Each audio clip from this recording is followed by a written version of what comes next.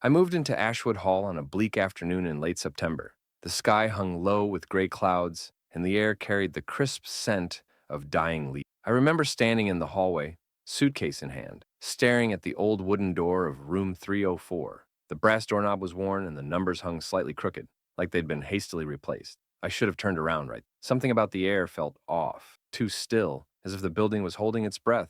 My new roommate, Jordan, hadn't arrived yet. The room was smaller than I imagined, with two beds separated by a narrow aisle, a shared desk, and a single window that barely let any light through its dusty panes. Everything about the place felt untouched, like no one had lived there in years. I unpacked slowly, trying to ignore the constant groaning of the pipes behind the walls. The building was old. That's what I told myself. That night, I heard it for the first time.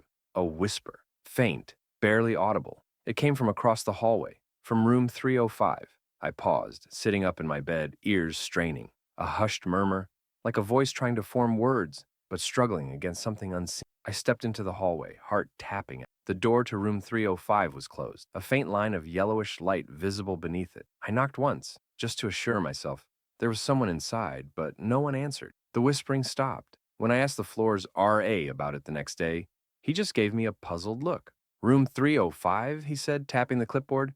That room hasn't been assigned. Maintenance said it was sealed off because of water damage. I stared at him, confused. I'd seen light from under the door, heard voices. He shrugged. Maybe you heard the wind. These walls are thin. Jordan arrived that afternoon. He was friendly enough, a little quiet, and didn't seem interested in much small talk. But he noticed the sounds, too. That second night, we both heard the faint dragging, like something heavy scraping across the floor inside 305. He looked at me, trying to play it off with a nervous grin. Probably rats or something, he said. But I saw the unease in it. We decided to try ignoring it, but the nights grew heavier, longer, stranger. The whispering became more distinct. I started to recognize. Don't! Alone. Inside!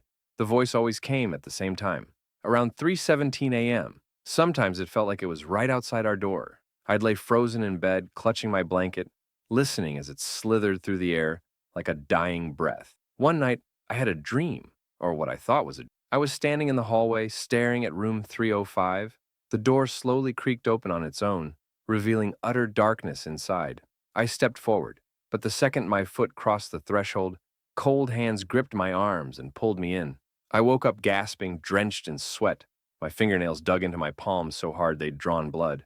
I told Jordan, but he brushed it off. Sleep paralysis, he said, though he wouldn't meet my eyes. I noticed he had started locking his closet door. Every night before bed, he'd twist the tiny lock shut and check it twice. When I finally asked him why, he muttered something about bad dreams and paranoia, but I heard him whispering to someone, his voice soft, urgent, like a plea. I started noticing strange things in our room. Scratches on the wall near my bed, deep and jagged. My backpack moved during the night, once ending up across the room. The lights flickered constantly, even though the maintenance team swore the wiring was fine. My reflection in the mirror began to distort slightly when I stood too long in front of it. Just a flicker, a ripple in the corner of my eye, but enough to freeze the blood in my... The final straw came one night when Jordan shook me awake, pale as a ghost. Someone's in our room. I jolted upright. The room was freezing. I could see my breath. We heard the sound together, the creak of floorboards by the window, a shuffling step. I reached for my phone, but it was dead, even though it had been fully charged. We sat in silence, watching as a shadow slowly formed by the closet door. A tall, unnatural silhouette that didn't belong to either of us. Jordan started sobbing quietly. It followed me back. From that room, he said. I turned to him, stunned. What do you mean? He shook his head, eyes wide. I went in, a few days before you moved in. The door wasn't locked. I thought it was just another empty room, but there was something inside, something watching. It whispered to me. My throat went dry. Why didn't you tell me? Because it doesn't stop once you know it's there. The next day, Jordan was gone. His things were still there. Backpack, laptop, even his shoes by the door. But he was just gone. No note, no message. I reported it, of course. Campus security checked everywhere. No signs of him. They assumed he ran off, but I knew better. The whispers haven't stopped. If anything, they've gotten louder. Sometimes they call my name now. Sometimes I see shadows moving inside room 305, even though it's supposed to be empty. Once I swore I saw Jordan standing at the window, but when I looked again, it was just my reflection. Last night, the door to room 305 was open again, just a sliver, but enough to see that same thick blackness inside. And something moved within it, something crawling, human-shaped but wrong, twisted. I'm writing this now because I know it won't let me go either. I hear footsteps outside the door. I hear it breathing. I think tonight is my last night here. And if you're reading this, if you ever find yourself near Ashwood Hall, don't look into room 305. Don't listen to the whisper. Don't go inside. Because once you do, it follows you forever. I was 19 when I transferred to Belridge University. My financial aid package only covered on-campus housing, and by the time I was assigned a room, all the better dorms had filled. I was placed in Crestview Hall, a decrepit building tucked behind the student center, half forgotten and half abandoned. The walls were cracked, the floors creaked like they were holding in secrets, and the flickering hallway lights gave it a constant feeling of twilight, even at noon. I was assigned room 112 with a guy named Nolan. I didn't know anything about him before moving in, but when I arrived, he was already there, sitting on his bed, staring out the window, motionless. He didn't look up when I walked in. His bags were unpacked, but the way he sat there, completely still, made the air feel colder. I greeted him awkwardly. He turned his head slowly and gave me a slight nod, but didn't say a word. I figured maybe he was shy, maybe even depressed. I didn't press. The first few nights were quiet, too quiet. I didn't hear Nolan move during the night, not the squeak of his bed frame, not the shuffle of a blanket, nothing. It was like he turned into stone the second the lights went out. But every morning he was up before me, fully dressed, staring out the window again like he hadn't moved at all. One morning I noticed something strange. His fingernails were completely black, not painted, dead, like they'd been dipped in ink. I almost said something, but then I saw the same blackness creeping up his fingers, like a rot. He caught me looking and quickly shoved his hands into his pockets. That night, I couldn't sleep. Around 2 a.m., I heard whispering. I thought it was coming from outside, but when I opened my eyes, I realized it was Nolan. He was whispering in his sleep, or at least I thought he was asleep. He sat upright in bed, completely rigid, eyes closed, murmuring words that didn't sound like any language I recognized. The way his lips moved, slow and precise, almost ritualistic, sent a chill through me. I turned away and tried to convince myself it was just a weird sleep habit. But the whispers got louder over the next few and stranger. Sometimes it sounded like more than one voice, like a second whisper overlapping his own. I started sleeping with earbuds in, but even then I could feel it, feel the vibration of his voice in the air, like it crawled through the room, burrowing into my skin. The worst part came one night when I jolted awake, choking. Something was pressing against my chest. I couldn't breathe. I thrashed in the dark, heart hammering, until whatever it was lifted. When I turned on my lamp, Nolan was standing beside my bed, inches from me, watching. His eyes were wide and lifeless, glassy. His face was expressionless. I shouted, but he didn't move, just stood there. Then, after a few seconds, he turned slowly and went back to his bed, laid down, and resumed his unnatural stillness. I reported it to the RA the next morning. She promised to talk to him, but a few hours later, she slipped a note under my door. "Be careful," it said. No explanation, just those 2 words. I went to her room, but she was gone. Her things still there, bed made, door unlocked. The school said she dropped out, just like that. But I knew something was. I started digging. I asked around, found an old bulletin board in the library archives that listed dorm assignments from 5 years ago. Room 112 came up again and again. Different names, same room. Each of those students had withdrawn from school within a semester, no reason given. All of them had lived with Nolan. I confronted him then. I don't know what I was expecting, maybe denial, maybe an aggression, but he didn't respond at all, just kept staring out the window. When I got closer, I noticed his reflection. It didn't match his movement. While he sat still, his reflection twitched slightly, eyes darting toward me, lips moving silently, was whispering something behind the glass. I lost it. I grabbed my backpack and went to the campus housing office the next morning, demanding a room reassignment. They looked confused. "Nolan?" the staff member said. "We don't have a Nolan registered in Crestview Hall. Room 112's been marked as a single occupancy since the semester began." I showed them photos, pictures I'd taken in the room with Nolan in the background. They stared blankly. This is just a blur," one said, pointing at the shadowy figure beside me in the photos. "There's no one there." I rushed back to my room, my skin crawling. Nolan wasn't there. His bed was gone, completely vanished. Not unmade, not empty. Gone, like it had never existed. There was only one bed now, mine. The walls where his posters had been were blank. The second desk chair, missing. Everything, erased. I opened the closet, and inside, scratched into the wood, were the words, "I was never supposed to leave. You let it in." I transferred out that weekend. I don't know what I lived with, what had been sharing that room with me, whispering, watching, pressing against my chest in the dark. But I still hear the voices sometimes, when I'm just about to fall asleep, whispers in an unrecognizable language, a pressure in my chest, a sense of eyes watching me from the dark corners of my room. Whatever Nolan or whatever wore his skin is still with me. I feel it. It didn't stay in Crestview Hall. It followed me. It always follows. And I think eventually, it'll take me too. I didn't want a roommate. I'd made that clear from the beginning. After years of growing up in a chaotic house with too many siblings and too little space, I craved solitude more than anything. But when my internship opportunity brought me to the city, a place where rent prices were nothing short of violent, I didn't have much of a choice. I found a Craigslist ad posted by someone named Kira. The listing said she was quiet, clean, and worked night shifts as a nurse, so I'd barely even notice her. The price was too good to pass up, and I figured if she was hardly home, I could at least pretend I lived alone. I moved in on a rainy Thursday afternoon. Kira wasn't home when I arrived, but she'd left a note on the kitchen counter. It read, "Welcome. Make yourself at home. I sleep during the day and work most nights, so don't worry if we don't cross paths often." For the first few days, it was actually perfect. Her room door remained closed, and the only evidence of her presence was the occasional flicker of light under her door and the low hum of music playing softly in the background. I only saw her once in that first week. Just a glimpse in the hallway. She didn't say anything, nodded and walked past me, her eyes low, her steps oddly slow, almost like she was gliding rather than walking. That night, something strange happened. I was brushing my teeth when I noticed movement in the mirror.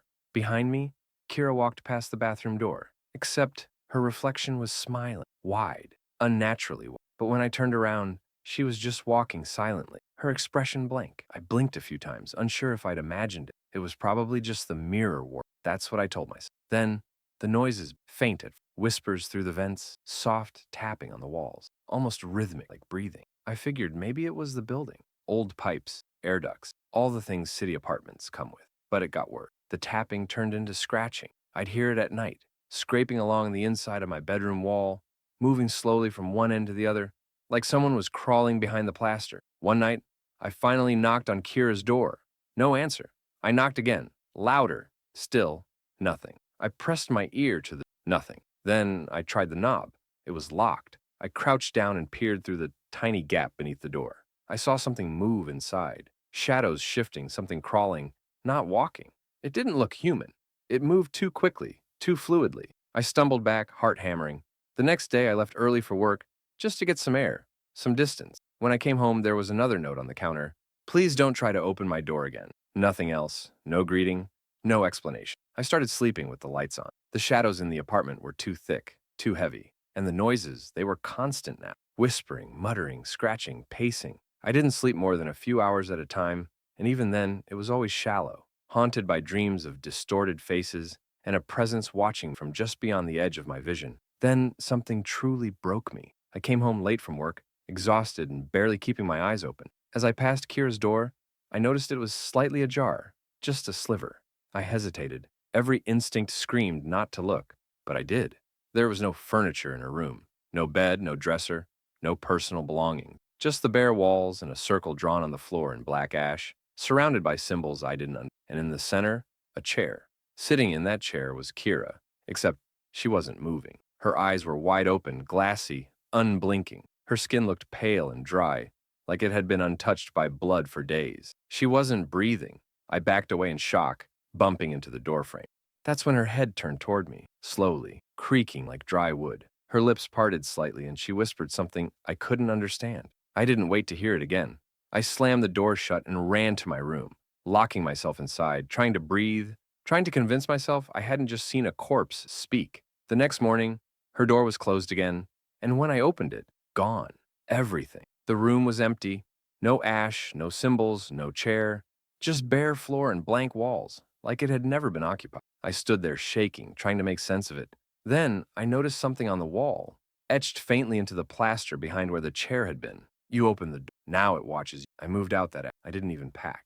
I just walked out and never went back. I don't know what Kira was, or what I was living with. I never found another listing that apartment. The address didn't even show up in records when I checked. It was like it never existed. But sometimes, I still hear the scratching behind the walls in my new place. Sometimes I catch a glimpse of a figure in the mirror, smiling when I'm not. And I swear, every now and then, when I pass a dark room, I hear a voice whisper, "You opened the door." And I wonder if it ever really left, or if it just followed me, waiting for the next one to look too closely.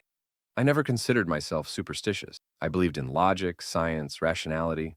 but there's something about prolonged exposure to fear that breaks those beliefs down, slowly, quietly, until you're left questioning everything you thought was real. It started when I moved in with Derek. We found each other on a community housing board for graduate students. He was older than me by a few years, tall, lean, with quiet demeanor that made him seem trustworthy. He was studying psychology and said he mostly kept to himself, just needed help with rent. I didn't hesitate. The apartment was small but clean and in a good neighborhood. I signed the lease that same day. The first few weeks were fine. He was respectful, polite, and eerily neat, almost obsessively. Everything in his room was perfectly arranged. Books were alphabetized, his closet was color-coded, even his toothbrush was placed at the exact same angle every morning on the sink. Then I started noticing things, small things at first. My clothes would be rearranged in the closet, like someone had sifted through them and then tried to put them back exactly as they found them, but didn't quite get it right.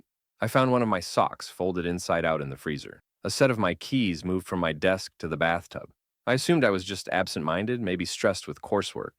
I brushed it off, but it got weirder. Sometimes I'd wake up in the middle of the night and hear Derek pacing, slow, deliberate steps from one end of the hallway to the other. I'd open my door, expecting to see him wandering around, but the hallway would be empty. Yet I'd still hear the steps, echoing faintly, like they were just beneath the floorboard. One night, I woke up to the sound of whispering. It was subtle at first, like wind brushing against my ears, but then it grew clearer. I couldn't make out what was being said, but it was coming from Derek's room. I crept to his door and pressed my ear against it. There were two voices inside. One was Derek's, the other wasn't.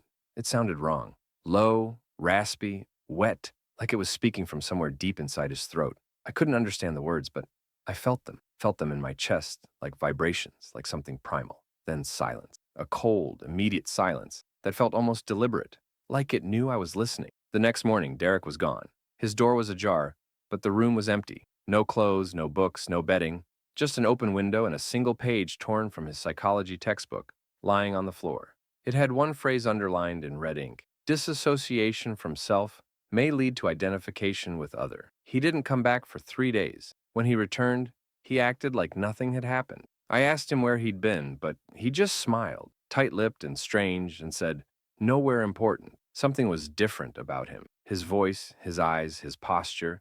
It felt like he'd been replaced, like someone else was pretending to be Derek but hadn't figured out how to imitate him correctly. That night, I heard him again, talking to someone in his room, except this time, I heard my name over and over. He kept repeating it in that same low, distorted tone. It's watching him. He hears it now. He hears it. I didn't sleep. The next morning, I went to the kitchen and found something waiting for me on the table. A box. Inside it were photos. Pictures of me sleeping. Different nights, different angles. Some from the foot of my bed, some from right beside my head. My heart dropped. I confronted him immediately, furious, shaking. He didn't deny it. He just tilted his head and said, "You weren't supposed to see those yet." I moved out that night, stayed with a friend while I figured things out. But before I left, I went back into the apartment one last time to grab the rest of my things. Derek wasn't home. I went into his room, something I never dared do before. It was completely empty again. Not just tidied, hollow, lifeless. The walls were covered in writing, ink, charcoal, blood. I don't know. The same sentence repeated over and over. "The mirror is the door." He let it through. On his dresser there was a broken mirror, jagged, cracked through the center like a spider web. Behind the glass, it felt like something moved, something just out of sight, watching me from the other side. I don't know what happened to Derek after that. I never saw him again. The apartment was listed a month later. I drove by once. New tenants had moved in. Sometimes I still hear that whispering when I'm alone, faint, just below the surface of sound. Sometimes I find my keys in strange places. And sometimes, in the darkest part of the night, I hear footsteps pacing right outside my bedroom door. I don't think Derek was the only one who let something through. I think it's still here, and now I wonder if it's waiting for me to do the same. I've always been a heavy sleeper, the kind of person who could sleep through thunderstorms, car alarms, even parties happening in the apartment above. It was something my friends used to joke about, that nothing could wake me unless someone physically shook me. That changed when Hannah moved in. We met through a coworker who was moving out of the city. Hannah needed a place fast, and I needed help with rent. She seemed quiet, polite, maybe a little odd. Her eyes lingered too long during conversation, like she was reading more than listening. But she paid the deposit in cash and moved in the next day. The first red flag came that first night. I woke up at 3:47 a.m., eyes wide, pulse racing, completely alert. There was no sound, no movement, just an overwhelming sense of being watched. I sat up, blinking into the dark, convinced something had startled me. but everything was still. My door was closed. The hallway light, nothing unusual, except that it happened again the next night, and again the next, always at 3:47 a.m., like clockwork. I started setting an alarm just to prove to myself it wasn't something psychological, but no matter what, I'd wake up seconds before it rang, every single time. Soon I started hearing things, faint whispers through the walls, unintelligible but rhythmic, sometimes laughter, soft and breathless, like it was pressed against my ear. When I confronted Hannah about it, she stared at me for a moment too long and then simply said, "You're hearing them now?" I thought she was joking, but there wasn't even a hint of humor in her. Things escalated quickly. I'd wake up with my bedroom door open, even though I always locked it. My belongings were moved, not stolen, just subtly rearranged. I found one of my shoes filled with salt, my favorite hoodie neatly folded under the kitchen sink.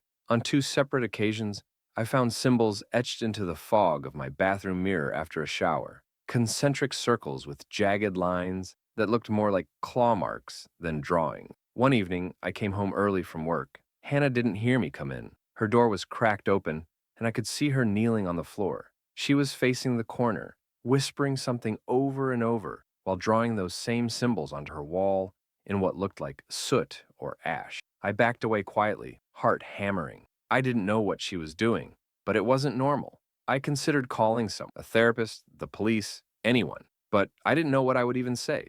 My roommate draws creepy symbols and whispers to her wall. They'd laugh me off the line. That night, I found a note slipped under my door. "Don't turn around when you wake up. No matter what you hear." I didn't sleep. I sat in bed, fully dressed, a baseball bat beside me. But when the clock struck 3:47 a.m., the air in the room shifted, heavy, dense, electric. I could hear movement behind me, not footsteps, dragging, something long, wet, scraping across the floor. My skin crawled. I wanted to turn around more than anything, but I didn't. I couldn't. Something primal in me knew I shouldn't. The sound stopped just behind my headboard. Then I heard a breath, slow, moist, like something massive inhaling deeply behind my ear. And then it spoke. Not in words I understood. The sounds were guttural, raw, impossible. My ears rang with the pressure of it, like the words were burrowing into my skull. I clenched my eyes shut, shaking. It felt like the room stretched outward, like I was sinking into some place beneath it, some other place where the air tasted wrong and the shadows were alive. When it finally stopped, I was drenched in sweat. I stayed like that until sunrise. The next morning, Hannah was gone. Her room was empty, not just vacated, stripped bare, like she'd never lived there. Not a single trace of her. No clothes, no bed, no furniture. The wall where I'd seen her drawing symbols had been repainted, fresh, white, untouched. There was only one thing left behind. On the floor of her room, in the exact spot where she'd knelt, was a small circle drawn in ash, and in the center of it, a note. "You looked. Now it knows you." I moved out immediately, but I still wake up at 3:47 a.m. almost every night. And when I do, I don't move. I don't open my eyes. I don't turn around, because I hear it, breathing behind me, dragging itself closer, inch by inch. And sometimes I swear I hear Hannah's voice whispering from the corner of the room, "Don't look. Don't let it in." But I think it's already here. I didn't choose my roommate. The university paired us together in the dorms, some random algorithm based on sleep schedules and music preferences, I guess. Her name was Elise, and when I first met her, she seemed perfectly normal, shy, polite, pale, but harmless. She had an old-fashioned kind of style, wore vintage skirts, kept her hair in braids, wrote in a leather-bound journal instead of using her phone. A bit quirky, sure, but I thought, whatever. I've had weirder classmates. The first few weeks were fine. She mostly kept to herself, and we coexisted quietly. But I started noticing strange little things I tried to ignore at first. She never slept, or at least I never saw her. I'd come back from late-night study sessions and find her sitting at her desk, scribbling in her journal. I'd wake up at 3 a.m., and she'd be perched on the edge of her bed, staring at the window, always in the same position, unmoving like a mannequin. I figured maybe she was an insomniac. Then I realized she wasn't going to class, not once. I checked. I'd leave for lectures, and when I'd return hours later, she'd still be in the exact same spot, still writing in that same old journal. I joked once, "You writing a novel or something?" She didn't laugh. She just looked up slowly and said, "It's not mine." That night, I peeked at the journal while she was in the bathroom. I know I shouldn't have, but something in me needed to see what she was writing with such intense focus. There were hundreds of pages, and they were all about me. Descriptions of what I wore every day, what I ate, what time I woke up, conversations I'd had with people, word for word transcripts of phone calls. There were even entries describing my facial expressions at specific moments, how long I stared at a spoon, the angle of my head tilt while brushing my hair. I slammed it shut and backed away, trying not to panic. She came out of the bathroom a moment later and just smiled at me. Not a warm smile, a knowing one. A smile that said, "I know you looked." I didn't sleep at all that night. I thought about confronting her, about asking why, but I was scared of what she'd say, of how calmly she might answer. Instead, I started keeping my stuff packed. I began spending more time at the library, crashing on a friend's couch when I could. But every time I returned to the room, something had changed. Not big things, just little, deliberate shifts. My toothbrush would be in her cup instead of mine. My clothes folded in her dresser. One night I came back and found her wearing my necklace, the one my grandmother gave, and she said it had fallen on her bed. I started keeping the door locked when I slept. That only lasted a few nights. One evening I came back from class and the lock was broken, bent clean out of the doorframe, like someone had forced it open. When I confronted her about it, she didn't deny it. She just said, "You don't need to be scared. I'm keeping you safe." Safe from what? I began noticing other things. My shampoo bottles were being refilled. My notebooks had extra pages in them, pages I hadn't written, pages that detailed dreams I never remembered having. When I tried showing them to someone, the pages were blank. And then came the mirrors. It started small. My mirror in the dorm had fingerprints, smears like someone had pressed their face against it from the inside. I wiped it, but they came back the next day. One night I caught her standing in front of it, her hands resting on the glass, whispering something under her breath. I couldn't hear the words, but I swear I saw her reflection smile at me before she turned around. I snapped. I told the campus housing office I needed out immediately. I made up a story about needing to move for health reasons, anything to get away. The last night I stayed in that room, I didn't sleep. I stayed awake, clutching my backpack, waiting for morning. Around 3 a.m., she stood over my bed. I pretended to be asleep. She leaned in so close, I could feel her breath on my face. "You'll miss me, but I'll still be watching. You don't need to be here for me to see." I transferred dorms the next day. A new building, new roommate. I told myself it was over. But sometimes I'll find my new door unlocked, my drawers rearranged, a page in my notebook describing something I did that day, something no one else saw. And always, at the very bottom of the page, the same words, written in shaky ink. I never stopped writing. I haven't looked in a mirror since.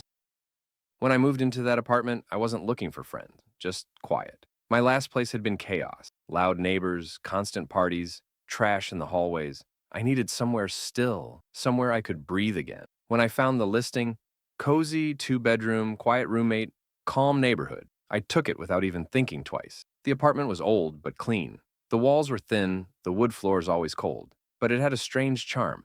The living room had a single large window that faced a narrow alley, and from the first moment I moved in, I noticed something odd. The light in that alley never changed. Morning, night, it always looked dusky, as if the sun couldn't reach that narrow crack between buildings. My roommate, Dana, didn't talk much. She was polite enough, reserved. She worked from home and rarely left the apartment. She had this soft way of walking, barely made a sound. Sometimes, I wouldn't even know she was in the room until she cleared her throat or shifted in her seat.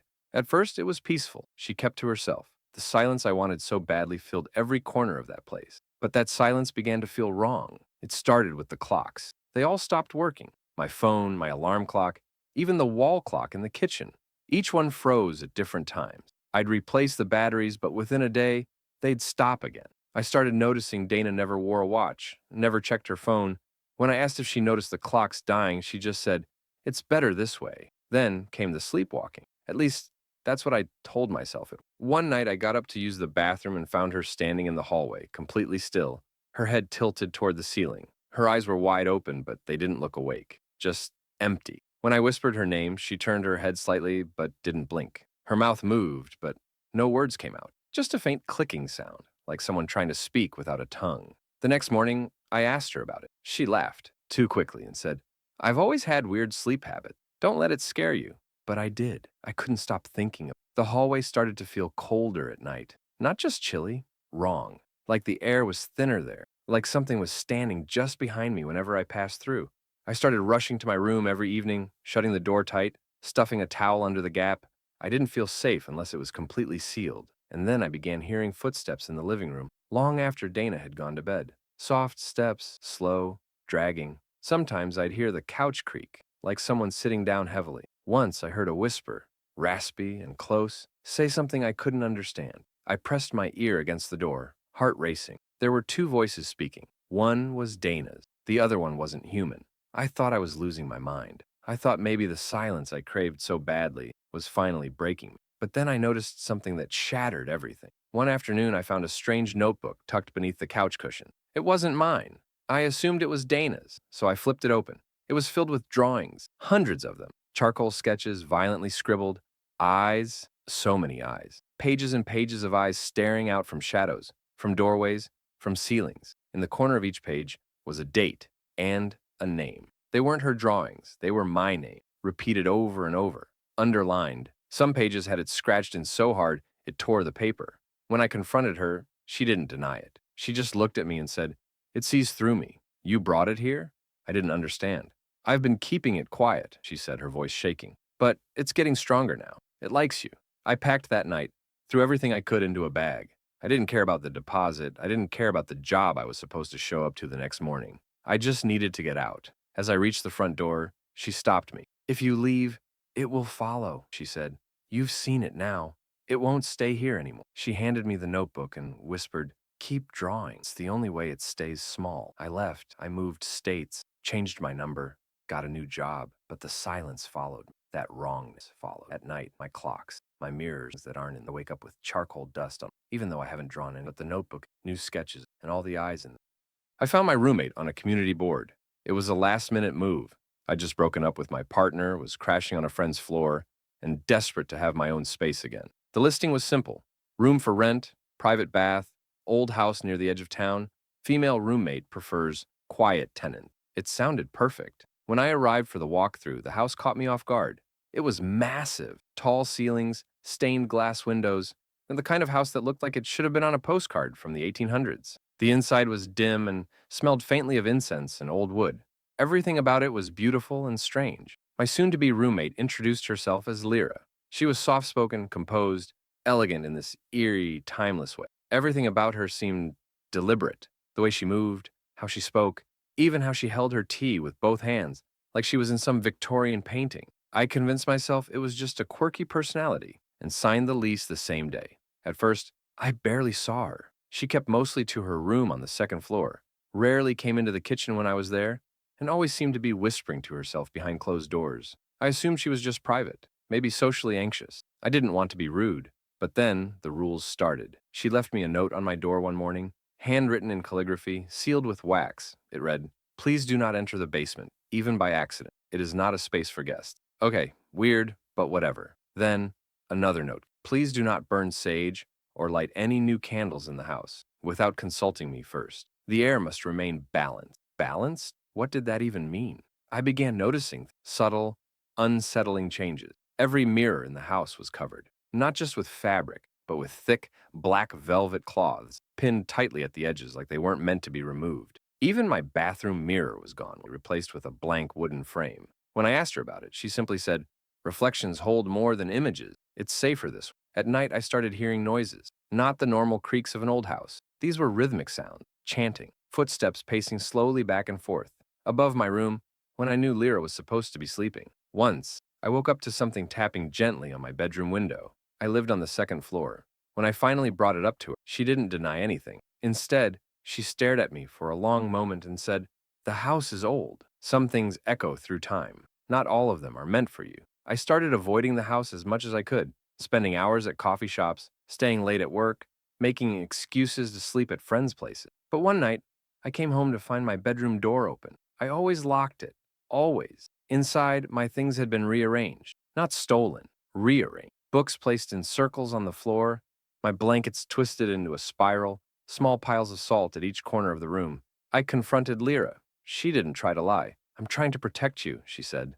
"There's something in the walls. It listens. It mimics." I laughed nervously, trying to brush it off. But she wasn't joking. She pulled out a small, tattered leather book and held it out to me. Inside were sketches, pages and pages of crude drawings, a creature with a hollow face, arms too long for its body, crawling through ceilings and floorboards, words written in a language I didn't recognize. In the margins, there were notes in English, some crossed out violently. "It learns voices. It walks best when unseen. It hides behind names." I was about to close the book when I saw a page near the back. My name, written over and over. My full name, my handwriting style, even my signature. Pages full of it. When I looked up at Lyra in horror, she said, "It's already noticed you. You were too loud, too curious." I left that night, packed a duffel bag, and drove to my cousin's place 2 hours away.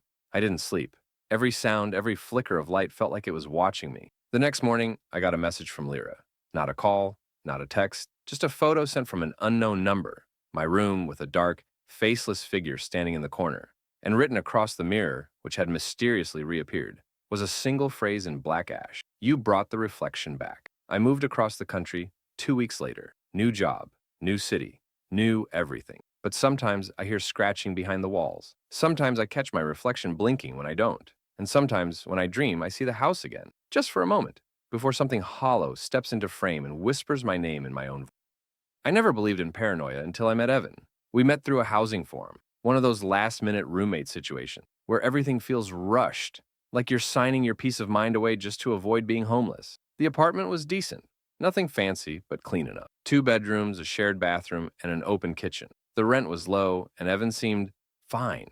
That's the only word I could use to describe him at first. Fine, average, soft-spoken, a little awkward, but harmless. The first few weeks were normal. We kept to ourselves mostly. He worked nights at some warehouse, and I worked from home. Our schedules rarely overlapped, which was perfect for me. But then I started noticing things that didn't quite add up. At first, it was subtle. The hallway light would be on when I knew I'd turned it off. The front door would be unlocked in the mornings. I blamed myself. Maybe I was distracted, forgetful. It happens. But then, the fridge. One morning, I opened the fridge to find all my food repackaged. Every container I owned had been replaced with identical, unlabeled Tupperware. Everything. Eggs, meat, leftovers, even condiments. I asked Evan about it. He stared at me, confused, and just said, "It looks cleaner this way." That was it. A week later, my toothbrush disappeared. In its place was a new one. Exactly the same brand, color, even the same worn bristles. But it wasn't mine. I knew it wasn't. I had a small crack on the handle from when I dropped it a month ago.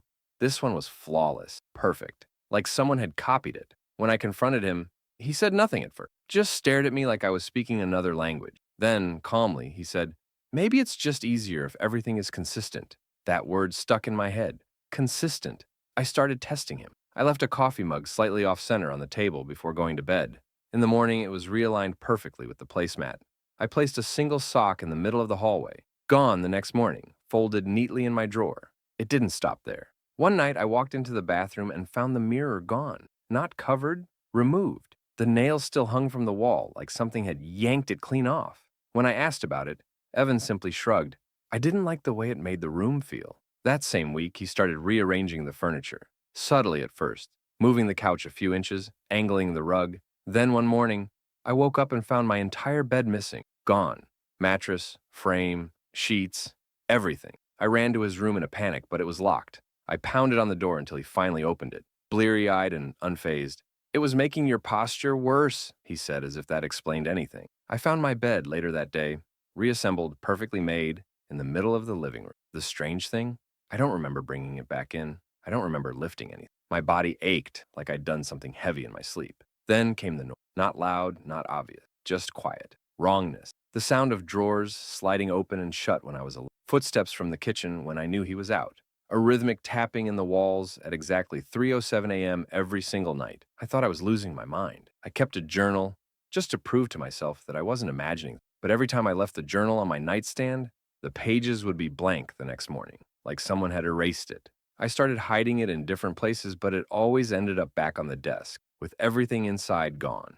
Eventually, I installed a camera in my room, just a cheap one, hidden in a lamp. I needed proof. The first night, nothing happened. The second night, nothing again. But on the third night, at exactly 3:07 a.m., the footage showed Evan walking into my room, silent, calm. He didn't look at the camera. He walked straight to my nightstand, opened the drawer, and stood still for exactly 5 minutes. Then he turned around and left. He didn't take anything. The next morning, the footage was gone. Not deleted, wiped. The camera still had battery, still had space, but the entire folder was empty. I confronted him that evening. He didn't get angry. He just sat down on the couch, crossed his legs, and said, "I don't think you understand how important symmetry is. Patterns, balance, everything must repeat. Anything inconsistent needs to be corrected." I left the next morning, told him I had a family emergency. I packed everything I could carry and walked out without saying goodbye. I thought it was over, but it wasn't. 2 weeks after moving into a new place, I started noticing the same patterns again. My food slowly being replaced with uniform containers, my toothbrush replaced, furniture subtly shifting. Last night, I woke up at 3:07 a.m. to the sound of footsteps outside my door. When I looked through the peephole, no one was there. But on the floor, someone had placed a single Tupperware container. Inside was a note. Everything must be consistent. When I moved into that apartment, I thought I was finally getting my life together. I just landed a new job in the city, finally scraped enough money to leave my old hometown behind, and found a cozy two-bedroom flat for a price that almost felt like a scam. The place was small, a little worn, but charming in its own way. Old wood floors, vintage radiators, exposed brick in the kitchen. The only catch was the roommate. His name was Damien. The landlord told me he'd been living there for years. Keeps to himself, quiet guy. Never any complaints. That sounded good to me. I wasn't looking to make a best friend. Just someone who wouldn't steal my food or blast music at 3 a.m. Damien was polite, well-mannered, maybe a little too stiff. He had this calm, almost clinical way of speaking. Every sentence felt rehearsed. His room was always locked. He didn't cook, didn't watch TV, didn't seem to have any hobbies. Most nights I'd hear him walking around his room in slow, measured steps, pacing like he was counting each footfall. The first few weeks passed uneventfully. I kept to myself, worked, ate, slept, but slowly I started noticing things, tiny things at first. My shampoo bottle would be slightly rotated, my phone charger unplugged from the wall, a pair of socks I'd left on my bed folded neatly and placed in my drawer. I didn't want to jump to conclusions. Maybe I'd just forgotten doing them. Maybe I was being paranoid, but it kept happening. One night I came home to find my closet door open. I always kept it shut. Inside, everything looked normal, except one of my shirts had been turned inside out and hung back on the hanger. That was the first time I truly felt unsettled. I confronted Damien about it. He didn't even flinch, just gave me this weird half smile and said, "Maybe you sleepwalk. People do strange things when they're not aware." I didn't buy it. I wasn't a sleepwalker. Never had been. I started keeping track, taking pictures of my room before bed, leaving small objects in deliberate positions to see if anything changed. And they always did, always slightly off. A pen facing the opposite direction. My wallet turned upside down. My shoes swapped position. One morning, I woke up to find a Polaroid photo slipped under my door. It was a picture of me, sleeping. The angle was from inside my room. I stormed out, ready to confront Damien again, but he wasn't home. His room was locked, as always. I considered calling the police, but what would I even say? That my weird roommate might be sneaking into my room and taking pictures while I sleep? I tried to brush it off.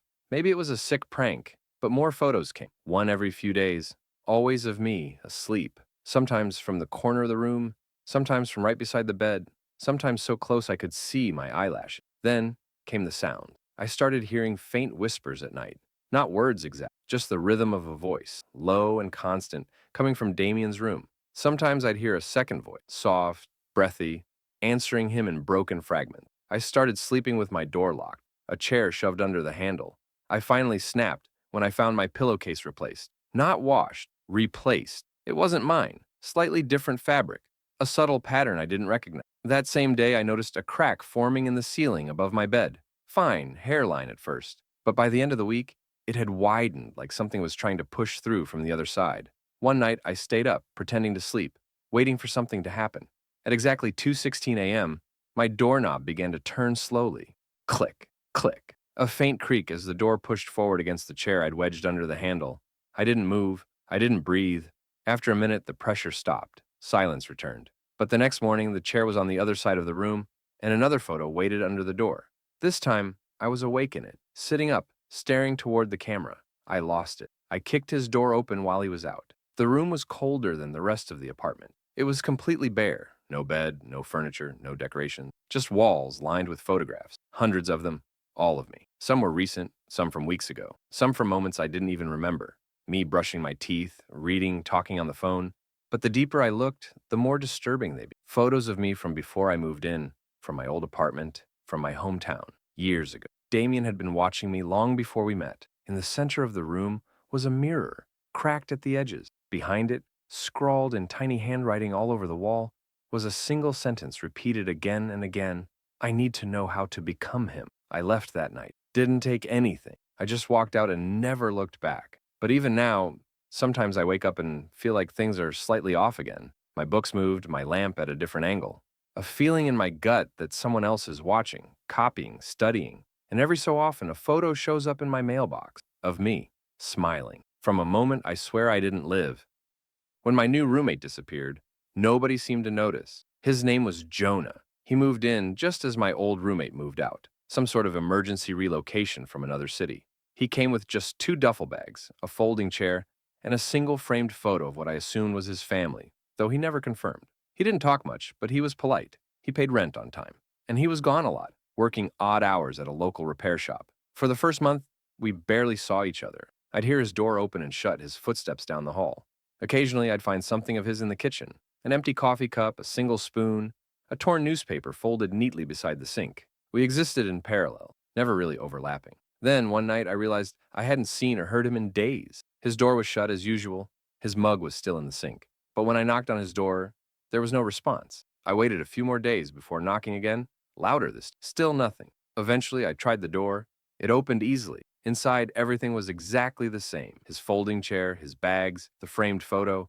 But the room felt wrong. It was cold, stale, like it hadn't been touched in weeks. His bed was made too perfect, the kind of perfection people never bother with in real life. I checked with the landlord. He hadn't heard from Jonah either. Said he'd try calling him, but the number was disconnected. The repair shop he worked at said he stopped showing up. No explanation, no calls, just vanished. I figured he bailed. People do that some. I told the landlord I'd give it a few weeks before we considered finding someone new. But that's when things started to change. It began with the noises. Late at night, I'd hear the door to his room creak open. Not all the way, just enough to make that dry, groaning sound that scraped against your nerves. Then footsteps, soft, deliberate, moving around the room. Sometimes I'd hear faint breathing through the thin wall that separated our bedroom. I tried telling myself it was my imagination, maybe the building settling or some trick of acoustics. But then his door would be shut again in the morning, every single time. I started locking my door at night. Then I noticed something stranger. His belongings were changing. The framed photo on his desk had shifted. The first time I saw it, there were 4 people in it. The next week, only 3. The week after that, 2. I was sure of it. I checked the photo again and again, but it was undeniable. The people were disappearing one by one. Then I found a new item in his room, a pair of muddy boots that hadn't been there before. A book I didn't recognize on his desk, open to the middle, pages yellowed, covered in cramped handwritten notes. I tried reading them. The handwriting became more frantic, more unhinged the further I flipped through. Pages filled with phrases repeated over and over. He watches through the door. He learns from silence. Don't acknowledge him. Every absence has a weight. I closed the book and left it on the desk. The next day, it was gone. I started dreaming about Jonah. In the dreams, I'd wake up to find him standing in the hallway, staring into the apartment from the front door, motionless, face unreadable. Every time I moved closer to speak to him, he'd vanish before I could make a sound. But the worst part was waking up after, because I'd always find the front door unlocked, just slightly open, like he'd really been there. I tried telling my friends. No one believed me. They thought I was stressed, overworked, losing it. Maybe I was, but things only escalated. One morning, I woke to find my bedroom mirror turned around to face the wall. I never touched it. Another night, I found a piece of my clothing folded neatly on Jonah's bed. Clothes I hadn't worn in weeks. I checked the washing machine. My detergent had been used up.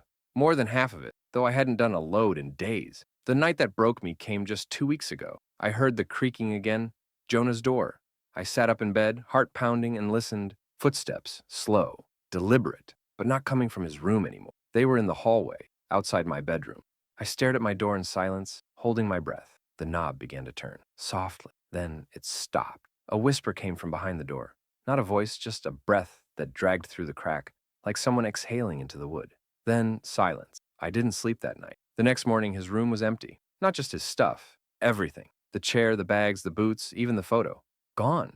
The room was perfectly clean, as if no one had ever lived there. But here's the part that still makes my blood run cold. That night, I got a knock on the door. Not from outside, from his bedroom door. It was shut again somehow. And taped to the outside was a single piece of paper. You're the only one left in the photo now. I didn't open the door. I moved out 2 days later. I don't talk about it much. Most people wouldn't believe me if I did. But sometimes I catch myself looking in mirrors, staring at group photos, watching faces fade slightly, and wondering how many more doors he's walked through since. I don't know how to explain it, but something changed in my roommate after he brought that mirror into the apartment. His name was Nolan, and at first, he was completely normal. Clean, respectful, quiet, a dream roommate, really. We split bills evenly, cooked separately, and mostly kept to ourselves. For the first 6 months, it was peaceful. Nothing strange, just two guys sharing a cheap apartment on the edge of the city, trying to survive adulthood. Then one day he showed up with this mirror. It wasn't a typical decorative mirror, it was tall, antique looking, with an ornate, blackened wooden frame carved with strange symbols I didn't recognize. He said he'd found it at a secondhand store a few blocks away, said it was too beautiful to leave behind. But the moment he brought it into the apartment, the atmosphere shifted. The hallway where he placed it grew unnaturally cold. Even during the day, that part of the apartment felt damp, shadowed, like light didn't quite behave properly there. At first, I thought I was imagining it, but the longer it stayed, the more I noticed how the hallway's temperature seemed to drop, even when the rest of the apartment was warm. Nolan started spending more time in front of it. I'd catch him just staring, not fixing his hair or adjusting his clothes, just staring at his reflection. Sometimes he'd be there for an hour, unmoving, his eyes locked on the glass. It became unnerving. One night I walked past and saw him standing in the dark, lit only by the moonlight through the window. His face was inches from the surface of the mirror, his breath fogging the glass. I asked if he was okay. He didn't respond, didn't even acknowledge me. He just kept staring. The next day he acted normal again, said he hadn't slept well and was just zoning out. I wanted to believe him. I really did. But that was the last normal conversation we ever had. After that, things escalated quickly. He started covering every other mirror in the apartment, bathroom, kitchen, even the small one on my closet door. Each one was draped with sheets or towels. When I asked why, he just said, "That one's the only one that matters now." His reflection began behaving strangely too. I know how that sounds. Crazy, paranoid. But I swear I started noticing things that didn't match. Once I saw him brushing his hair in the mirror, but his hands in real life were completely still. Another time, I saw him walk away, but his reflection lingered for just a second too long. I stopped looking in it altogether. Then I started hearing whispers, always at night, faint, unintelligible murmurs, coming from the hallway when everything else was silent. I thought Nolan had left the TV on, but every time I checked, it was off. The whispers were coming from the mirror. I tried to confront him one night, but he didn't answer his door. I could hear him muttering inside, pacing rapidly, his footsteps sharp and frantic. I tried the doorknob. It was locked. When he finally emerged the next day, he looked worse, pale, unshaven, eyes sunken. He didn't speak a word to me. He just stood in front of the mirror again, staring. Hours passed. Eventually, I couldn't take it anymore. I walked up to him, put my hand on his shoulder, and tried to pull him away. His skin was freezing cold, like touching ice. His eyes didn't blink. He turned his head slowly toward me and whispered, "You don't understand. It's not my reflection." I backed away. That night, I woke up to the sound of glass shattering. I ran to the hallway and found the mirror on the floor, cracked from top to bottom. Nolan was gone. I searched the whole apartment, his room, the bathroom, the front door. Nothing. It was like he'd just vanished into thin air. But here's the part that haunts me most. Even though the mirror was shattered, there was still a faint reflection in the fragments. But it wasn't me. It was him, Nolan, standing perfectly still in the shards, staring right at me from a dozen angles at once. His mouth was moving, whispering something I couldn't hear. And I swear to God, he smiled. I threw the mirror away the next day, piece by piece. I bagged every shard and dumped it in different trash bins across the city, terrified that keeping it together might let something back in. But sometimes, even now, when I pass a dark window or glance at a polished surface, I see movement that isn't mine, something lurking just behind the glass, watching, smiling. I haven't had a roommate since, and I never keep mirrors anymore. The lease didn't mention the crawl space. I moved in with my new roommate, Eric, during a transitional phase.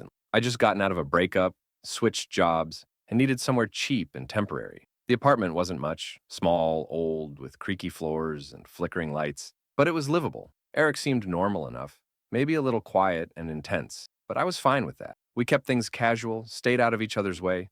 Then one night I dropped my phone behind the couch. While reaching down to retrieve it, I noticed something strange. A small square of wood in the floor near the corner. It was nearly flush with the floorboards, painted the same color, but the edges gave it away. It was a hatch. When I asked Eric about it, he stiffened a little but said it was just a storage crawl space the landlord mentioned during the tour. Said it was sealed off due to mold, so we weren't supposed to use it. I accepted that at first. I didn't think much of it, but I started hearing noises, soft, thumping sounds at night, sometimes scratching, sometimes like something shifting or crawling beneath the floorboard. Eric always claimed he didn't hear anything, said I must be dreaming, but I wasn't.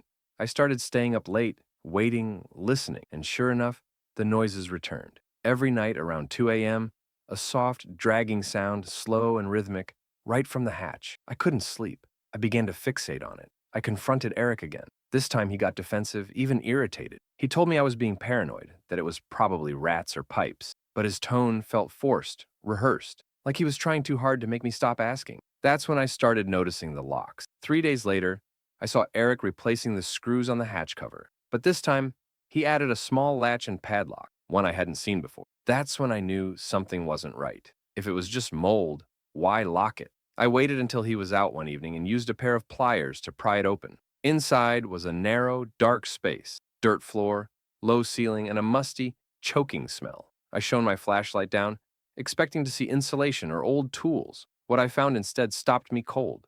There were photos, dozens of them, taped, tacked, and scattered across the dirt walls. Old Polaroids, faded snapshots. Some were of people, some were of places, but many were of rooms, bedrooms, living rooms, kitchens, every single one empty. No people, just places, watched places. Then I found a photo of our apartment, the living room, the kitchen, my bedroom, taken from different angles, angles that couldn't have come from inside the apartment, angles that suggested someone had been beneath us. I crawled deeper into the space and found a pile of belongings, shoes, purses, even a cracked pair of glasses. Some looked decades old, all covered in dust. I didn't want to look any closer. I didn't want to know who they belonged to. But then I saw something that made me freeze. A notebook. It was old, leather-bound, and soaked at the edges with some dark, flaking residue. I opened it and found entries. Dozens, handwritten, each one dated and labeled by name.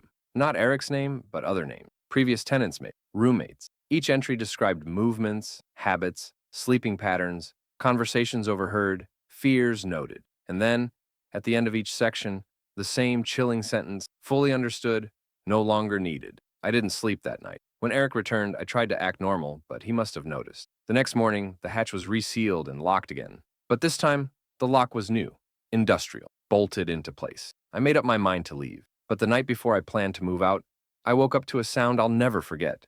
The hatch slowly opening. I stayed in bed, heart pounding, barely breathing. I heard Eric's footsteps, but not above me. Below, inside the crawl space. Then a dragging sound, something heavy, being pulled across the dirt. I stayed locked in my room till morning.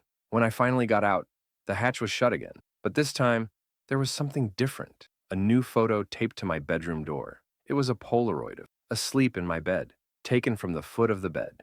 I moved out that day. Never told the landlord why. Never told anyone, really. But sometimes I still hear dragging sounds at night, phantom echoes in new apartments. And sometimes I wake up feeling watched, convinced there's something under the floor, just waiting to understand me too. I don't know how else to say this, but I don't think my roommate was real. When I first moved into the apartment, I was excited. It was cheap, close to my new job, and came with a built-in roommate, someone named Jonah, who'd already been living there for about a year. He was quiet, friendly in a distant way, and didn't seem to mind keeping to himself.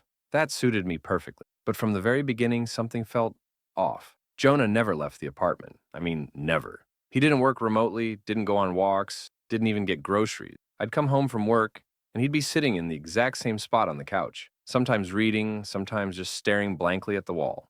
I asked him once if he ever went out, and he shrugged and said, "I don't need to." His bedroom door was always closed. I never saw the inside. Sometimes I'd hear faint noises, shuffling, scraping, like furniture being dragged. Once I heard low murmuring, but when I asked about it, he smiled in that empty, polite way and said, "Just dreams bleeding through." I tried to laugh it off. Maybe he was just eccentric, a little odd. I'd had worse roommates. But then, things started happening around the apartment. Small things. My toothbrush moved slightly from where I left it. Dishes I hadn't touched were sitting in the sink. My socks disappeared and reappeared in the freezer. I started feeling tired, disoriented, like I was losing track of time. It got worse when I started seeing duplicates. One evening, I came home from work, walked into the kitchen, and saw Jonah making tea. I greeted him. He turned, nodded. I walked down the hall, past the living room, and saw him sitting on the couch. Same expression, same posture, same blank stare. I froze. When I turned around, the kitchen was empty. I told myself I was overworked, stressed, seeing things. Maybe I needed sleep. But it kept happening. Shadows that looked like Jonah in places he wasn't. Whispers in my voice, echoing faintly from his room. Once, I woke up and swore I saw him standing beside my bed, just watching, silent and still, until I blinked and he was gone. I stopped sleeping. I started leaving the apartment as much as possible. Then, I found the journal. It was hidden under the hallway cabinet, wedged behind a loose panel. The pages were old, water damaged, filled with shaky handwriting that wasn't mine. At first, I thought it was Jonah's, but the first page stopped me cold. Day 1. Moved in with Jonah today. Quiet guy, strange energy. It was dated 3 years before I arrived. The entries were frantic, scattered. They talked about strange sounds at night, duplicated items, lost time, whispers in mirrors. I woke up and he was standing over me. And then this. Jonah said he used to have a roommate. Said, I'm not the first, but I am. Aren't I? The last entry read, I looked in the mirror today. It wasn't me. I shut the journal and stared at myself in reflection on the microwave door. Something didn't feel right. I looked pale, off somehow. My features felt slightly unfamiliar. My eyes didn't quite match. I blinked, and the reflection didn't. That night, I confronted Jonah, asked him directly, what happened to your last roommate? He looked at me and said, he never really left. He just stopped being. I didn't know what that meant, and I didn't want to. I packed a bag and left the next morning. Didn't even wait for my lease to run out. But it's been months, and I still feel strange. Like something followed me. Sometimes I look in the mirror, and it takes a second too long for my reflection to mimic me. Sometimes I hear Jonah's voice whispering just behind the glass. Sometimes I wonder if I ever really left that apartment, or if a part of me stayed behind, watching, replacing, waiting. I didn't notice it at first. When my roommate Levi moved in, things were fine. He was quiet, clean, polite, almost too polite. The kind of person who always smiled a little too long, who laughed just a second late, who mimicked the tone of whoever he was talking to. It didn't seem like a red flag, just awkwardness. We were casual acquaintances at first, kept to ourselves mostly. But the longer we lived together, the more I started noticing little things that unsettled me. It began with our clothes. I had this old gray hoodie I wore around the apartment all the time. A few weeks after Levi moved in, I saw him wearing one just like it, identical, same faded color, same fraying along the sleeves. I thought maybe we just had similar taste. Then I noticed his shoes, same as mine, same brand, same scuff on the side, same everything. I asked about it jokingly. He just smiled and said, guess I've always had a similar style. But it didn't stop there. One night I came home late from work. Levi was in the kitchen making tea, and he was humming a song I'd been singing in the shower the day before. A song I hadn't heard on the radio in years, something from my childhood. When I asked how he knew it, he shrugged. I must have picked it up from you. Still, I tried to brush it off. Maybe I was overthinking. Maybe I was being self-centered. People mimic each other, right? But then it got weirder. I keep a private journal.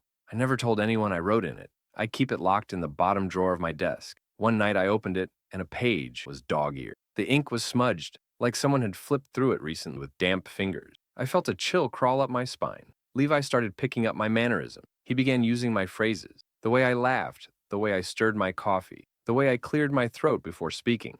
I caught him watching me constantly when he thought I didn't notice. Silent, blank expression, studying. He started decorating his room with things I liked, posters I'd never mentioned aloud, books I own, same scented candles, same brand of shampoo in the bathroom. Then came the worst part. One morning, I woke up to find my toothbrush already wet, used. My cologne bottle was slightly moved. My phone had been unlocked and left on a different screen. And when I checked the call history, there was a missed call from a number labeled me. I asked Levi directly what was going on, what he was doing. He just smiled. I just admire you, he said. You're everything I've ever wanted to be.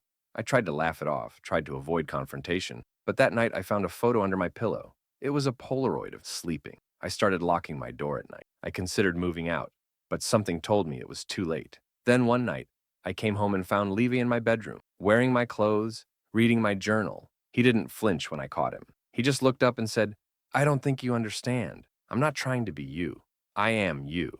I kicked him out that night, called the landlord, demanded to terminate the lease. Levi left without a fight, but he left behind a box in his closet. Inside were copies of everything I own, notes on my schedule, recordings of my voice, photos, even a rough sketch of my face in charcoal. It was obsessive, disturbing. But the worst thing I found was a notebook labeled Stage 5 Assimilation. The first page read, Identity almost fully integrated. Soon, the original will forget who they are, and there will be no difference. Just me. It's been months now. Levi's gone, but sometimes I still feel like I'm not myself anymore. I can't remember things clearly. My handwriting feels off, my voice sounds strange on recordings, and sometimes I catch myself in the mirror and I swear I don't recognize the person looking back. Maybe he wasn't trying to become me. Maybe he was trying to replace me. And maybe, just maybe, he did. When I found the apartment listing, it felt too good to be true. A two-bedroom flat downtown, dirt cheap, and already partially furnished. The ad said one room was available. The other was occupied by a quiet, respectful tenant named Riley. I moved in within days. Riley seemed normal enough at first. Polite, soft-spoken, clean. The perfect roommate, really. We didn't talk much beyond greetings, but there was a comforting silence between us, a shared understanding of space. He kept mostly to himself, often in his room, which was fine by me. But I noticed something strange the first night. Around 3 a.m., I heard Riley talking. Not unusual, maybe a phone call or a late-night chat with a friend. But the way he was talking didn't sound like a conversation. His voice was low, almost a whisper. The words were scattered, like he was repeating things over and over. I pressed my ear to the wall. "Are you still there? I missed you today. I tried to be good. I did everything you said." The next morning, I saw him in the kitchen. He looked normal, cheerfully, sipping his coffee like nothing had happened. I asked jokingly, "Late night phone call?" He paused for a second too long and said, "Just talking to myself, I guess." I let it go. But every night the whispering returned. And every night the words grew stranger. I didn't forget the ritual. I did it just like you showed me. "Please, please answer me tonight." At first I thought maybe he was mentally unwell. Maybe this was none of my business. But curiosity gnawed at me. I started paying closer attention. I realized something that chilled me. He wasn't talking to him. He was talking to something behind the wall. And not just any wall, the wall between his room and mine. One night, I couldn't take it anymore. I got up and pressed my ear against the wall again. I heard something. Not Riley. Something replying. It was faint, like the voice wasn't coming from them. It rasped, guttural, distorted like a broken radio signal. I couldn't make out the words, but it was speaking, responding. The next morning, I confronted Riley. "Who are you talking to at night?" He looked at me with wide, terrified eyes. "You hear it too?" I didn't know what to say. He leaned in close, whispering, "I thought I was going crazy, but I've been doing what it asks. That's the only way to keep it from crossing over." "What is it?" I asked, heart pounding. He shook his head. "I don't know. It's been in the wall since I moved in.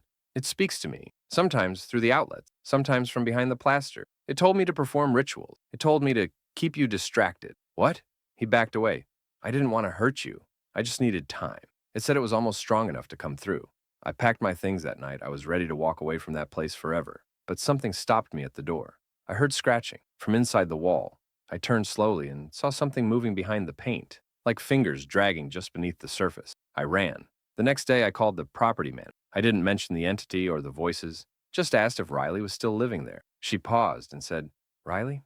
"Yeah, my roommate. There's no one else on the lease. You've been the only tenant since you moved in." I froze. "But I saw him. I spoke to him. I'm telling you, sir, that apartment's been vacant for a year." I hung up. I didn't know what to believe anymore. Sometimes I wonder if Riley was ever real, or if he was just another voice from the wall, keeping me distracted while something else prepared to come through.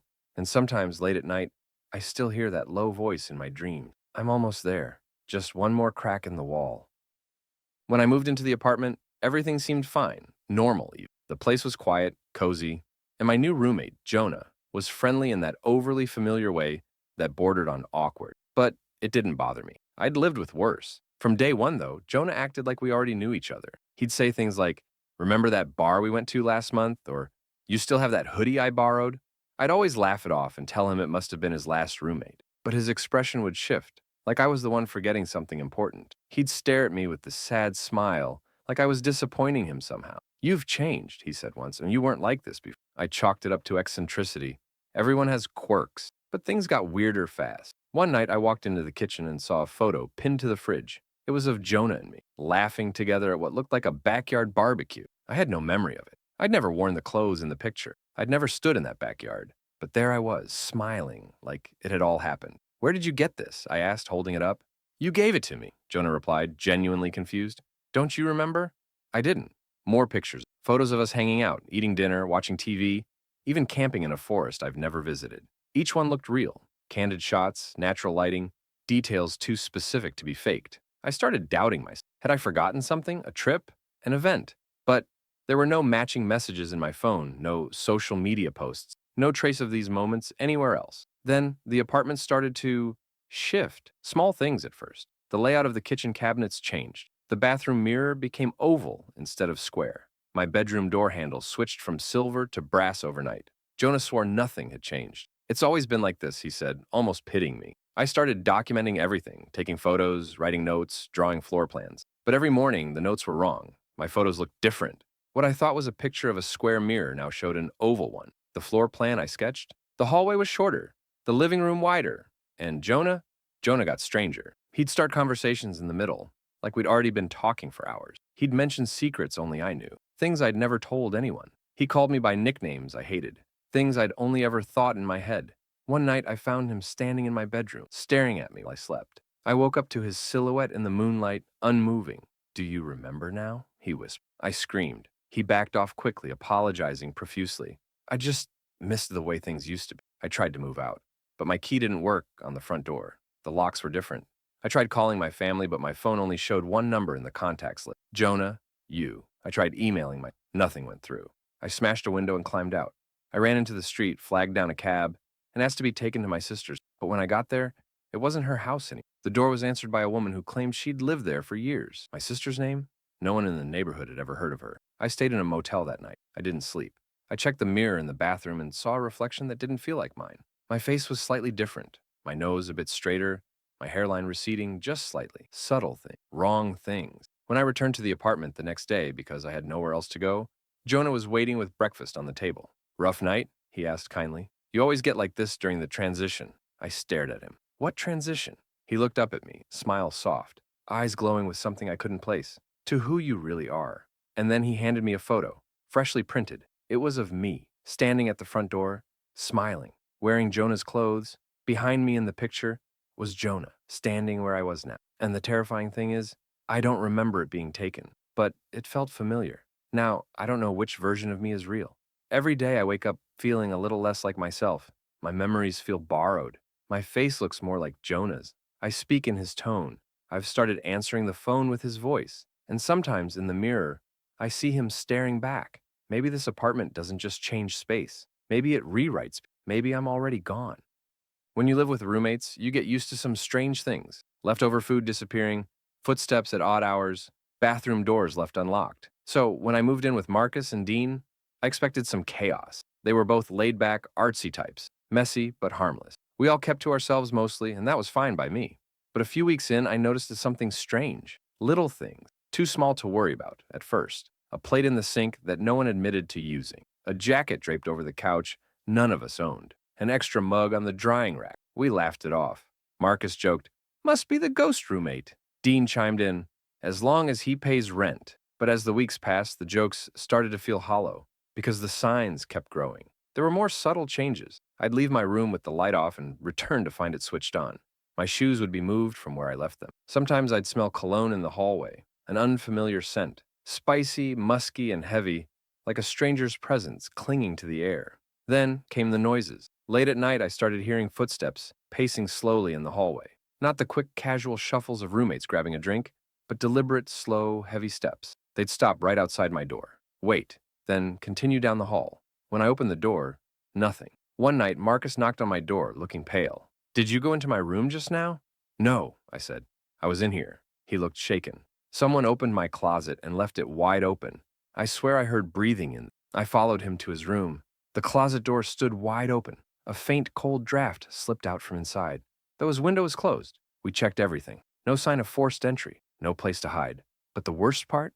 There were footprints on his carpet, bare feet, damp, leading in, but not out. That night, none of us slept. Dean, ever the skeptic, brushed it off. Maybe one of us sleepwalked, but the next morning, he wasn't joking anymore. "I found a note," he said, holding a small scrap of paper. "Under my pillow." In sharp, jagged handwriting, it read, "Thank you for letting me stay. I like it." We all denied writing it. After that, things escalated fast. Cabinets slamming in the middle of the night. Lights flickering when no one touched the switches. Marcus swore he saw a figure standing at the end of the hall. Tall, dark, motionless. He blinked, and it vanished. But the most horrifying thing came when I decided to set up a camera in the living room, just to be sure we weren't losing our minds. I reviewed the footage the next day. At exactly 3:43 a.m., the screen flickered. For a split second, something stepped into frame. A man, thin, pale, wearing a damp hoodie and tattered jeans. His face was obscured by tangled black hair. He stood in the center of the room, staring toward the hallway. Then he walked slowly toward my bedroom door, but the door never opened on camera. Still, I swear I heard it creak that night. We freaked out. Dean wanted to call the cops, but what would we say? There's a ghost squatting in our apartment? We decided to leave, pack up, break the lease, get out while we could. That night, I woke to find a figure sitting at the end of my bed. I couldn't move. I couldn't scream. The shape leaned forward slowly, revealing its face, sunken eyes, black pits, and a twisted smile. Then it whispered, I was here before you. I'll be here after. And just like that, it was gone. The next morning, we found Dean's room empty, bed untouched, clothes in the closet, but Dean himself, gone. No trace. His phone sat on the nightstand, buzzing with missed calls from his mom. We called the police, filed a report, but there was nothing to follow. No signs of struggle, no clues. Dean had simply vanished. Marcus and I moved out that day. We don't talk much. It's like speaking about what happened makes it real again. But sometimes, when I'm alone in my new place, I hear footsteps in the hallway. That slow, deliberate pace. The faint scent of cologne lingering in the air. And every so often, I find an extra mug in the sink, a note under my pillow. Thanks for letting me stay. When I first moved into the basement apartment, it felt like a fresh start. I was coming out of a toxic breakup and needed a place to breathe. The space was small, shadowy, and slightly damp, but the rent was cheap and the landlord, Mrs. Keene, was friendly enough. It's quiet down there, she said. Perfect for people who want to be left alone. She wasn't lying. I rarely heard a sound from upstairs. No footsteps, no TV, nothing. Just the occasional creak of old floorboards and the low hum of the pipes. It was perfect for someone trying to disappear from the world. The only oddity was the door at the end of the hall in my apartment, a thick wooden door that Mrs. Keene said led to the old utility room. It's locked up, she told me. Just ignore it. There's nothing important behind it. I didn't think much of it at first, but within a few days I began hearing noises from behind it. At night, when I'd turn off the lights, I'd hear soft, rhythmic thumps, like someone pacing slowly on the other side of that door. Sometimes I heard whispering. Not clear words, just a low, breathy hum, like someone muttering through clenched teeth. I told myself it was just pipes. Old buildings make weird noises. But then one morning, I noticed the doorknob had turned just slightly. It had shifted a few inches, as if someone had almost opened it, then changed their mind. I stared at it for a long time, before grabbing my keys and rushing out for them. That night, I found a note slid under my bedroom door. It was written on torn notebook paper, in messy, frantic handwriting. You said you'd help me. You promised. I didn't know who wrote it. I hadn't promised anything to anyone. I asked Mrs. Keene if anyone else lived in the building. Maybe another tenant had access to the basement somewhere. She shook her head. Just you down there, dear. No one else has a key. That whole floor's yours. Then she paused and added, with a strange tone, well, except for the one who was here before you. My stomach dropped. What do you mean? She gave a tight smile. The last tenant. Nice girl. Lived there for about a year. She had a roommate down there, but no one ever saw him. I froze. There's only one bedroom. I know, she said, walking away. That's what made it strange. That night, the noises, the whispers behind the locked door, turned into... I could hear them clearly now, pleading, angry, desperate. Let me out. Why did you lock me in? You said we were friends. The door handle started rattling violently around 3 a.m. I stood frozen in the hallway, watching it twist and jerk, the sound of fists pounding on the other side. Then it stopped, and the door slowly creaked open. There was nothing but darkness beyond it. The light from my hallway barely touched the void beyond the threshold, and just as I leaned forward to get a better look, I heard a whisper right beside my ear. You came back. I slammed the door shut and pushed my dresser in front of it. I tried to leave the next morning, but my keys were gone. My phone wouldn't turn on. Every exit door upstairs was locked, even the windows sealed shut from the outside. When I confronted Mrs. Keene, she just smiled faintly and said, You're not ready to leave yet. You haven't helped him. I ran back to my apartment, panic rising, only to find something new carved into the walls. You used to be my roommate. I don't know what that means. I don't remember anyone else. I don't remember ever being here before. But the more I stay, the more things begin to shift. Photos on my shelf I never took, journals with my handwriting, detailing events I don't recall, notes written to someone named Eli, thanking me for letting him stay, for being there when no one else was. And I've started hearing someone in the kitchen again, breathing, eating, walking barefoot across the floor when I know I'm alone. Sometimes I wake up in the middle of the night and I swear, there's someone sleeping next to me. I can feel the weight on the bed, the shallow rise and fall of breathing, and then, one night, I felt a hand brush against mine. When I turned the light on, the bed was empty, but on the pillow beside me was a note, scrawled in the same handwriting as all the others. Thanks for coming back. I missed you. I don't know who he is, but I think I was his roommate once, and somehow, I think I still am.